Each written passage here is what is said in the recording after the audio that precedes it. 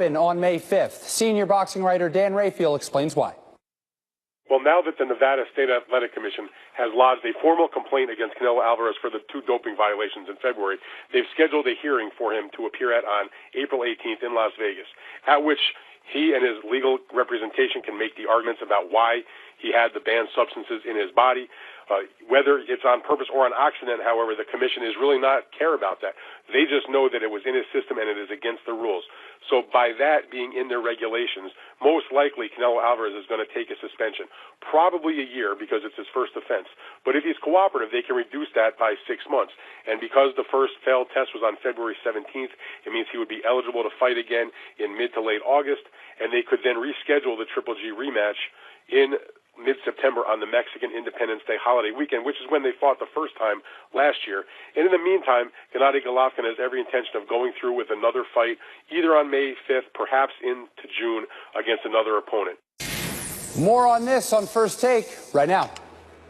Well, thank you, guys. We'll get into the fight in just a second. But, Stephen A., I'm hearing you had something else you wanted to mention on KD.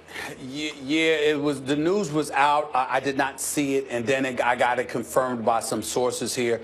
KD was thrown out of the game, Max, after the initial technical foul was called against him because he went up to the official, Trey Maddox, and he called them the B word and ass in the middle of that, and then the N word.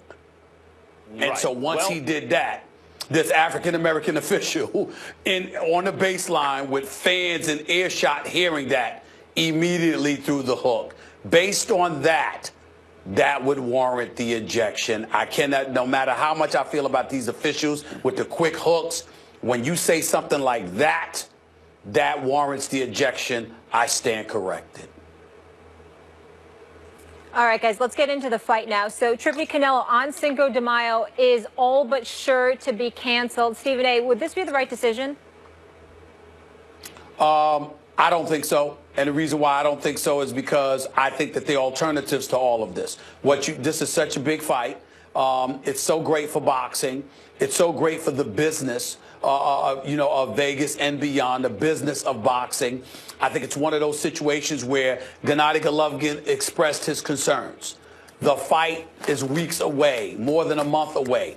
You have an opportunity to monitor Canelo Alvarez in such a way that by monitoring him and ensuring that any of those substances wouldn't be in his system leading up to the fight. If it's a bit invasive, that's his problem. He brought it on himself. But I don't think we should be missing out on a fight because of it. Not that it means anything, because like Dan Rayfield said, bottom line is that this would probably warrant a suspension. It would probably delay the fight until September, which obviously is much to my chagrin because I was looking forward to Cinco de Mayo. There's no question about it. But my attitude, Max, is that because the alternative can be being invasive enough in the life of Canelo Alvarez in terms of testing leading up the fight. That's plausible. It's something that could happen, and thereby ensuring the fight. I think if you did that, it would be to the satisfaction of Gennady Golovkin and his camp, because you'd walk into the boxing ring in the midst of a fair fight, and you can go from there. But I understand that that's fool's gold. That likely is not going to happen.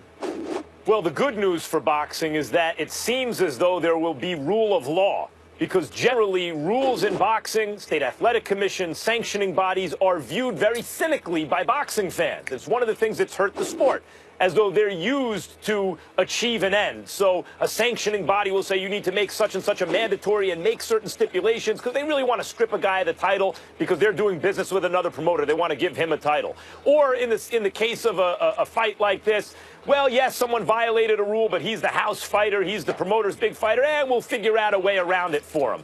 So in that sense, it's good if there's a rule of law here. But I will say that I am surprised that the fight appears to be headed in that direction. And I wouldn't say canceled, I'd say postponed.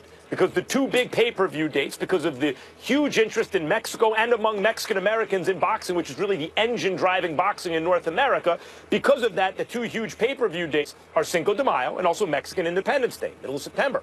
So it's being postponed, it seems, until September. And I'm surprised by that for a couple reasons. One, I was a part of a fight where a Mexican fighter, Francisco Vargas, tested and positive for clenbuterol. and it was not so much above the limit where you would think, well, he did it for a competitive advantage. It was consistent with eating contaminated meat because the farmers use it in Mexico, clenbuterol, to grow leaner meat, to breed leaner meat, and people know that. And so the fight went on. Now, that was I was part of the broadcast of that fight, Vargas versus Salido. That was in California, different athletic commission than Nevada, but also a strong one, and Nevada is considered a very good one. The point is that I'm surprised, given the stakes here, that something wasn't worked out, even though it's probably good news that they're being sticklers for the rules, you know, in the long term for boxing. I will say this, Stephen A. One of the problems in terms of staging a boxing event is it takes an enormous amount of trust and cooperation between the principals involved in the main event. In other words, here Canelo is caught with something, whether he did it intentionally or unintentionally. That jeopardizes the May fight, the fight May 5th. Meantime, Triple G does not get paid if he doesn't fight. You know, he's been training, they're expensive, he doesn't get paid. And even if he fights someone else, he ain't going to get paid what he was going to make against Canelo Alvarez. And so there's a real issue here in terms of how serious boxing wants to get with their testing, because it can jeopardize events. It can jeopardize Max, even the opponent, the clean guy's money. Question. Yep.